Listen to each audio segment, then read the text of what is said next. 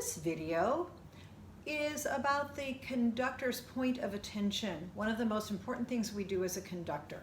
Our point of attention starts with the way we walk into the room or walk onto the stage.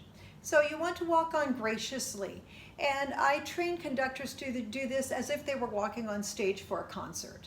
So I'm going to walk off sideways slightly. When I walk on, you'll notice there's an energy in my walk, there's an openness to my walk, and there's a graciousness to my face.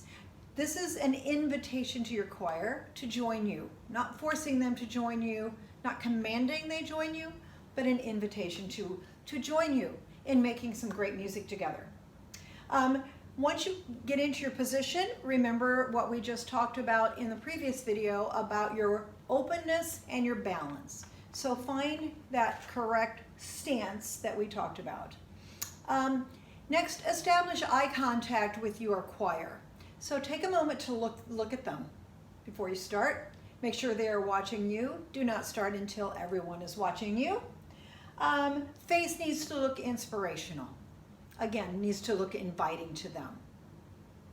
Okay, now let's find our conducting plane. Where are we going to conduct? Where should the strike points be?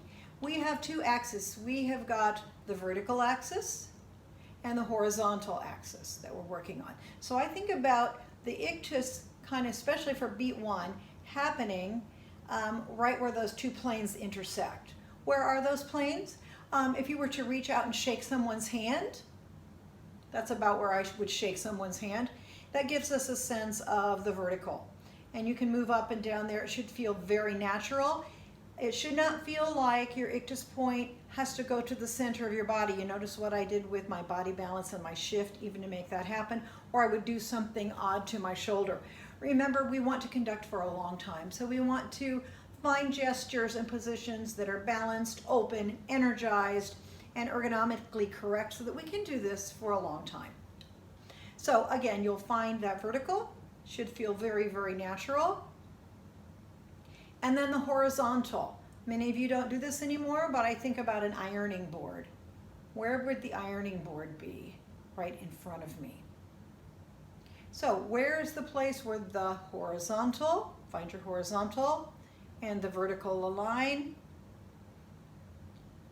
That is where your ictus point will be. Okay? We generally like all the points to be on that line, although sometimes it's effective to give a little deeper gesture for beat one, allow 2 and 3 to float up just a little bit from that, but we'll talk more about that in another video. All right, so we found kind of the intersection between the X and the Y axes. We found our very comfortable point. Arm position, and remember this is all in that balanced position that you've already established. Arm position, elbows, if we are conducting with both hands, would be at the 4 o'clock and the 8 o'clock. Okay, so if we're conducting right-handed, which we will do here at the beginning, you'll notice the elbow is at 4 o'clock. If it's in too far, it will not be conducive to breathing for your conductor or for your choir or for you as a conductor. If it's out too far, that looks tense, it looks stiff. So again, I find 4 o'clock, if you're thinking about the face of the clock, works really well. Now, as far as where, I call this the strike zone. It's not quite like the strike zone in baseball, but I think it's important to think about generally conducting around the belt line. If we go too much higher, you notice all of a sudden I'm covering up my face.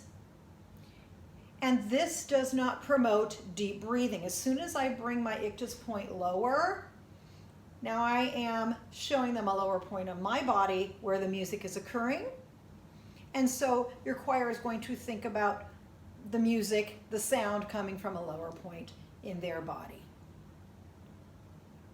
You will also notice a couple of very important things. Keep the forearm parallel to the floor. So in other words, I am not on various beats moving it around, but the forearm stays parallel to the floor no matter where that beat is occurring.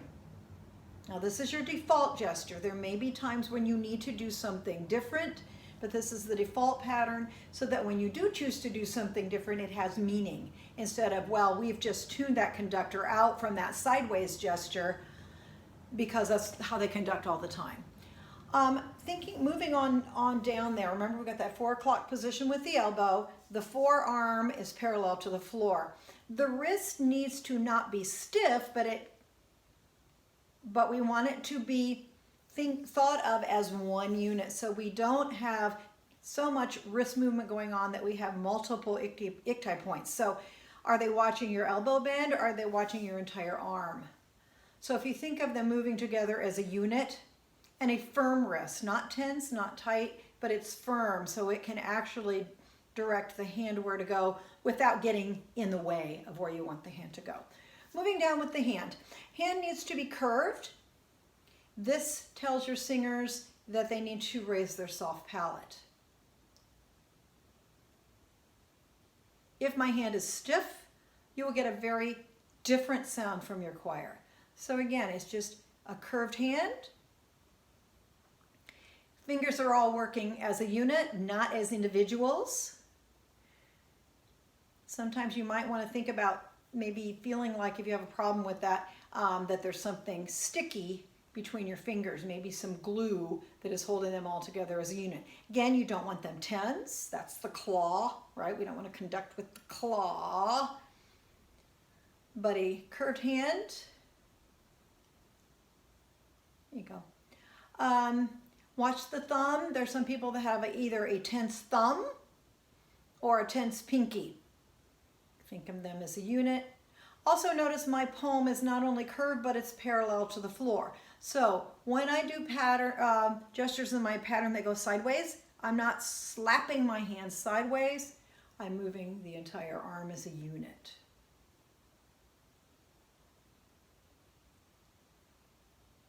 Okay, you will occasionally use various hinges to show different things, but as the default pattern, it's all one unit. Palm is downward, forearms downward, elbow 4 o'clock, body open, shoulder relaxed, body balanced, face open. Practice doing this with both hands. And if you're not finding all those points, isolate 1, 1, 1. Feel where that is? 2, 2, 2, 2, 2, 3, 3, 3, 3, 3, and 4. 4, 4, 4, 4. Are you able, on all of those gestures, to keep the palm and forearm parallel? Are you able to keep your body open? Are you able to keep your face open? Are you able to keep your body or your elbow in the 4 o'clock position so you're not moving it around with each gesture? Why do we do this? So that we are not distracting. So that when we do choose then to move out of that default pattern, that default position, it has purpose, it has meaning, rather than it just being an extraneous gesture that we tend to use for some reason.